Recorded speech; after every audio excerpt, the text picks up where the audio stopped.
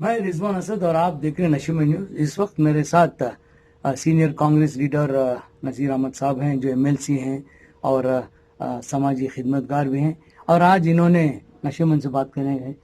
Sir, अभी election आने वाला, इंतखाब आने वाला है, और जब भी इंतखाब आता है तो वोटर लिस्ट में बहुत से नाम डिलीट होते हैं और बहुत लोगों को दिक्कत होती है जाकर वोट डालने के लिए। बहुत साल से हमेशा जब भी इंतखाब आते हैं तो आप लोग की पार्टी या सब लोग मिलके वोटर लिस्ट में नाम डालते हैं, और जब जिस दिन वो वोटर जाता है उसका नाम डिलीट होता है। इसकी वजह क्या है और इसके लिए आप क्या स्टेप्स लेना चाह रहे हैं और आपका क्या प्रोग्राम है? देखिए, ये सिलसिला काफी दिनों से चलता आ रहा है।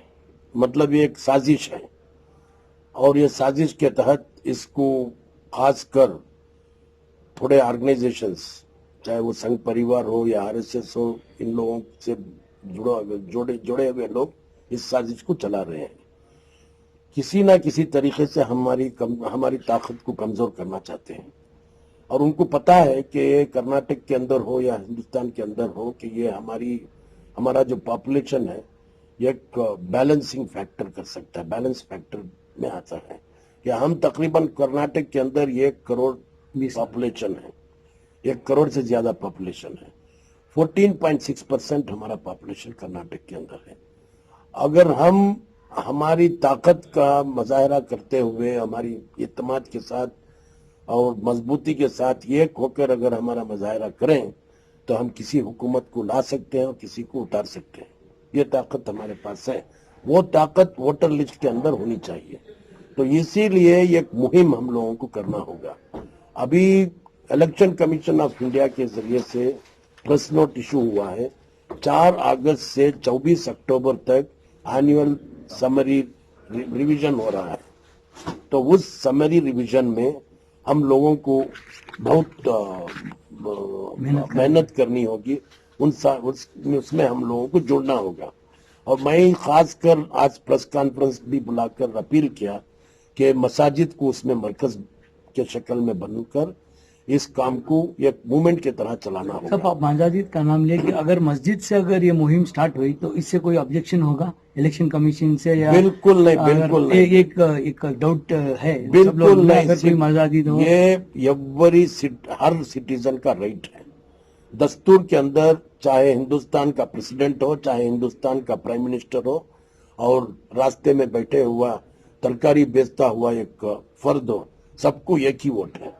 नहीं, वोट एक ही वोट है। आप मस्जिद का नाम लिए, मस्जिद से जो ये इसको जो वोटर लिस्ट को इसको अपडेट करने की, अगर उससे कोई ऑब्जेक्शन आया, क्यों आप मस्जिद का इस्तेमाल कर रहे हैं या आप मिसयूज कर रहे हैं, अगर ये सवाल बिल्कुल नहीं, because it can be done. Election commission खुद कहा है, यानी organisations, NGOs, any other organization can also participate and provide। तो इसके लिए आप क्या स्टेप्स उठा रहे हैं? तो उसके लिए हम अपील की है कि मस्जिद को मरकज बनाए। ये बूथ के अंदर 800 से 1500 वोट होते हैं। एक बूथ के अंदर 200 से 250 घरें होते हैं। तो मस्जिद के जिम्मेदारों को चाहिए कि 10 वॉलंटियर्स की कमिटी बनाए, जिसमें 5 लड़कियां हो, 5 लड़के, पढ़े हुए लड़के हों, और उनके जरिए से जो अभी इलेक्शन कमीशन का जो ऐप आया है, वोटर्स हेल्पिंग ऐप, उसके जरिए से जाकर हर घर जाकर कितने वोट्स हैं, कितने मतलब इंक्लूड हैं, कितने नहीं हैं, और डेथ वोटर्स जो हैं उसको निकालना होगा। और जो रिपीटेशन है उसको और जो घर बदला, हाँ, वो जो ट्रांसफर हुए हैं उसको निकालना होगा। निकालकर वोटर लिस्ट की हेल्थ ठीक तरीके से बनानी होगी, और उससे मतलब हम लोगों को ये डेलीशन को खत्म करना होगा, और सही तरीके से हम लोगों को जाकर 100% पार्टिसिपेशन करना होगा। नहीं, अक्सर ये देखा जाता है कि आप लोग इतनी मेहनत करते हैं और नाम ऐड भी करते हैं, और जब वो वोट डालने के लिए उस दिन जाता है उसका नाम डिलीट होता है। तो इतनी मेहनत करने के बाद, इतनी मशक्कत करने के बाद, ये इस वजह से है क्योंकि हम लोग इसमें दिलचस्पी नहीं लेते। ये इस वजह से है कि भाई हम लोग इलेक्शन कमीशन से राबिता नहीं रखते। ये इसलिए इस वजह से है कि हम लोकल लेवल में जो रेवेन्यू अथॉरिटीज हैं, मतलब जो रिटर्निंग ऑफिसर्स हैं, उनके साथ राबिता नहीं रखते। ये इसलिए इस वजह से है कि हम बूथ लेवल ऑफिसर से मुलाकात नहीं करते। बूथ लेवल ऑफिसर होता है, बीएलओ गवर्नमेंट से, हुकूमत से नॉमिनेट किया होता है, उसके साथ राबिता करना होगा, उसके साथ लिस्ट में नाम है या नहीं वो देखना तो होगा। आप ये प्रोग्राम कब से स्टार्ट कर रहे ये हैं? प्रोग्राम चालू हो गया है। इंशाल्लाह हम हर जिले के हेडक्वार्टर को जाएंगे, तालुक हेडक्वार्टर को जाएंगे, वहां से लोगों को मिलकर इसके बारे में बूथ लेवल एजेंट्स भी बनाएंगे और इसके जरिए से मजबूती से लिस्ट के अंदर नाम लाने की कोशिश करेंगे।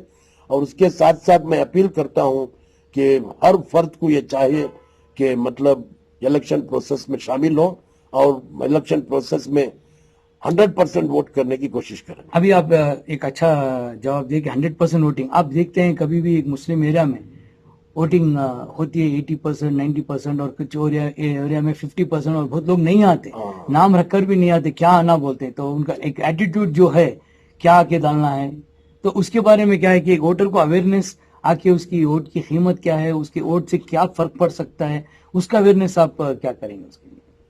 मैं ये खुले अल्फाज के साथ बोलना चाहूंगा आपके जरिए से, जब तक हम लोगों ने सियासत में दिलचस्पी ली, आप अगर तारीख उठाकर देखें तो कॉन्स्टिट्यूएंट असेंबली में हमारे कितने लोग थे, कॉन्स्टिट्यूएंट असेंबली में हमारे कितने लोग थे और आज कितने? उसका मतलब यह है कि हमारे लोगों ने आजादी के लिए लड़ाई लड़ी, बहुत बड़े पैमाने में लड़ाई लड़ी, कुर्बानियां दी। तो उसी वजह से हम कॉन्स्टिट्यूएंट असेंबली में हमारा लार्ज नंबर था। आज देख लो आज कितने लोग हैं, आज पार्लियामेंट के अंदर कितने लोग हैं, असेंबली के अंदर कितने लोग हैं। आपको मुझे बोलकर ये अफसोस होता है कि इतनी बड़ी पॉपुलेशन होने के बावजूद हमारा कोई वजीर सेंट्रल गवर्नमेंट में नहीं है, हमारा कोई वजीर स्टेट गवर्नमेंट में नहीं है, हमारे साथ इतनी बड़ी नाइंसाफी होने के बावजूद कोई आवाज नहीं उठ रही इसके है। जिम्मेदार कौन? इसके जिम्मेदार हम खुद हैं जी। सबसे बड़े दुश्मन आज मुसलमान का मुसलमान है, क्योंकि हमने इसके बारे में सोचा नहीं, हमने इसके बारे में कदम नहीं उठाया। आज एक इस मुल्क का, इस देश का, इस सियासत के अंदर इस रियासत का एक वजीर आला ये मतलब परवीन को देखने के लिए जाता है, वहां पर मसूद को नहीं देखता। प्रवीण को 25 लाख रुपया मुआवजा देते हैं, मसूद को नहीं देता। सर ये आवाज क्यों नहीं उठ रही है? ये आवाज कांग्रेस की भी है। कांग्रेस भी नहीं देखी, कांग्रेस नहीं, ये कांग्रेस भी जब हिजाब का मामला आया या हलाल का मामला आया, अजान का मामला आया तो कांग्रेस भी नहीं उठाई। कांग्रेस भी अपीजमेंट पॉलिटिक्स करती है। तो इसके बारे में आप क्या? नहीं, हमने जैसा जितना काउंसिल में भी उठाया, असेंबली में भी उठाया। आपने कोई प्रोटेस्ट चाहे वो हिजाब हो, चाहे वो हलाल हो, चाहे वो अजान हो, चाहे वो काउंसलाटर हो, चाहे वो कन्वर्शन बिल हो, इसके बारे में सब हमने बड़े पैमाने में असेंबली के अंदर भी और काउंसिल में भी उठाया था। और इंशाल्लाह इसे आगे भी चलाना होगा, एक मुहिम चलानी होगी, एक मूवमेंट चलाना होगा। जैसा आजादी के वक्त मूवमेंट चला, उसी तरीके का एक मूवमेंट अभी भी चलाने की जरूरत है। हम लोगों को आवाज उठानी होगी।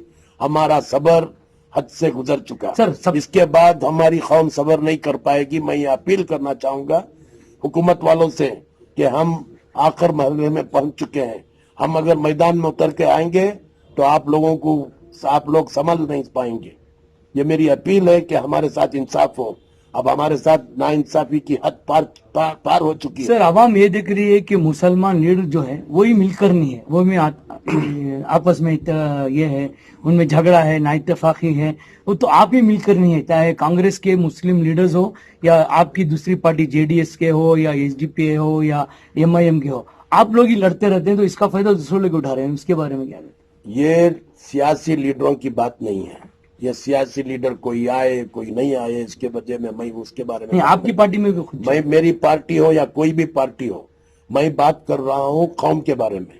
आप लोगों को आगे आना होगा। जब आप आगे आएंगे तो हम पहले कदम में हम लोग आगे आएंगे, हम तुम्हारे साथ रहेंगे, हम तुम्हारे साथ गाइड करेंगे। मतलब वक्त है कि सिर्फ सियासी लीडरों से ये जंग नहीं लड़ सकती। ये हर आदमी को, हर फर्द को इसमें शामिल होना होगा। अभी आप खड़े तो जीते बन जाती मिनिस्टर, तो आपको हराने की कोशिश मैं करूंगा। तो इसके बारे में क्या बोलते हैं? सबसे बड़ा दुश्मन मुसलमान का मुसलमान नहीं है। मेरे भाई, मैं सियासत से हटकर बात कर रहा हूँ। कोई एक एमएलए या एमपी और मिनिस्टर बनने से कौम के मसाइल हल नहीं कर पाएगा। कौम को आगे आना होगा, एक मूवमेंट चलानी होगी। जब तक ये मूवमेंट नहीं चलेगी हमारे साथ नाइंसाफी होती रहेगी। इसके लिए क्या करेंगे? हम लोगों को दस्तूर को बचाना होगा, हम लोगों को दस्तूर के अंदर हम लोगों को जो तहफ्फुज दिया गया है उसके बारे में लोगों तक पहुंचाना होगा। हमारी जो हमारे साथ जो नाइंसाफी हो रही है वो बिल्कुल दस्तूर को हमने नहीं समझा। अगर हम दस्तूर को समझते तो कोई भी हुकूमत, चाहे वो अभी जो बीजेपी की हुकूमत हो या कोई भी हुकूमत, हमारे साथ नाइंसाफी नहीं कर सकती। हम लोग हमारे दस्तूर, उसी लिए वो दस्तूर बदलना चाहते हैं। तो इसके लिए अब क्या स्टेप्स ले रहे हैं? इसके लिए मूवमेंट, उसी लिए मैंने अपील की है। अपील करने से हो जाता है? नहीं, इंशाल्लाह कोशिश करेंगे, इसको बैठेंगे, हर जमात से, हर एनजीओ से, हर लोगों से बात, दानिश्वर लोगों से बात करेंगे, जमातों से बात करेंगे, इदारों से बात करेंगे, पॉलिटिकल पार्टी से बात करेंगे। एक तरतीब बनाएंगे, एक तरतीब बनाकर नॉन पॉलिटिकल मूवमेंट चलाना होगा, नॉन पॉलिटिकल मूवमेंट चलाना होगा, उसके तरफ कोशिश करेंगे। बहुत अच्छी बात कही। नशेमंद को बात करने के लिए बहुत शुक्रिया। नजीर साहब का यह कहना है कि सबसे बड़ा दुश्मन मुसलमान का आज मुसलमान है और आज एक नई तरतीब है, एक नई जोश उमंग साथ आकर कौम का मसला हल करना सबसे जरूरी है। मैं रिजवान असद, नशेमंद।